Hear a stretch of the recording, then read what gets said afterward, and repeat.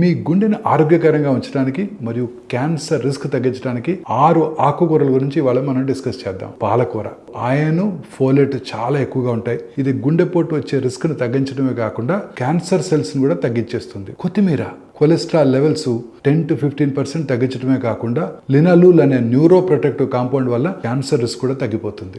మెంతి ఆకులు, దీంట్లో ఫైబర్ చాలా ఎక్కువగా ఉంటుంది. షుగర్ లెవెల్స్ ని తగ్గించి బ్రెస్ట్ క్యాన్సర్ మరియు ప్రాస్టేట్ క్యాన్సర్ రిస్క్ ను కూడా తగ్గించేస్తుంది. బచ్చల కూర, ఇందులో పొటాషియం చాలా ఎక్కువగా ఉండి బ్లడ్ ప్రెషర్ ని తగ్గించేసి అందులో ఉండే బీటా కెరోటిన్ వల్ల ప్రాస్టేట్, బ్రెస్ట్ క్యాన్సర్ రిస్క్ ను కూడా తగ్గించేస్తుంది. ఇక గోంగూర చాలా పుల్లగా ఉంటుంది కదా, దీంట్లో చాలా ఫైబర్ ఎక్కువగా ఉంటుంది.